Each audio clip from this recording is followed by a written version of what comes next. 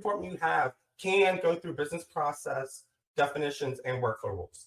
So let's go ahead and create this one. This is another layer. So now we have the assignment, the escalation, and the closing process. And this is going to get really nice in a second. So we're going to create yet another rule. Business process 3 is our first rule, ticket closing process. All right. And so if I look at this, the workflow description was the ticket owner will use a ticket close form to send it to QC. So what we're going to do here is we're going to implement a quality control process for our company using Autotask. So we're going to say edited by anybody. And we're going to keep restricting it to account management because that's our example. And then ticket status, changed to QC. Look, I have a pending QC, right? Now, when this happens, actually, I'm doing this backwards. So what I did here was I created a form called the ticket close form. And in fact, it even shows it here. I wasn't following my own rules, but this is a key form. Notice I've added a field here because suddenly we realized we need more data so that we can execute this business process.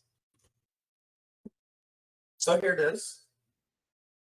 Forms are going to be a key integral part of your workflow rules. And so now, whenever we want to close a ticket by the AM or your help desk, they'll simply send it to quality control instead of closing it. And this is their closing notes. So we've implemented that in our process. So assuming it goes to QC, actually what our new process would not be what happens when the AM makes that change. And Carrie, I'm gonna take 3 extra minutes in this because I'm almost at the end of this layered approach, okay? Okay. Okay, so whenever the AM manager is done with this ticket, they can send it to complete. Change to complete. Account management, doing this all crazy.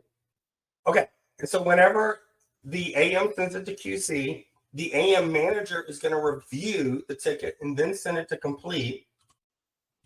And then this is where we send it to the customer. And I'm going to show you something in that notification that prevents the customer from reopening the ticket directly.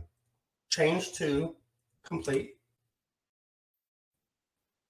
And what you can also do is you can make sure I'm only going to send notifications in this example if it went through our QC process.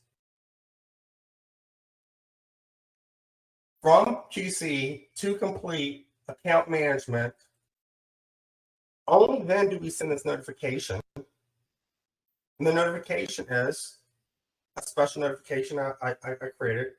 And I'm going to show you how this works, but you're going to use this notification template setting. The reason why this notification comes from no reply at your company.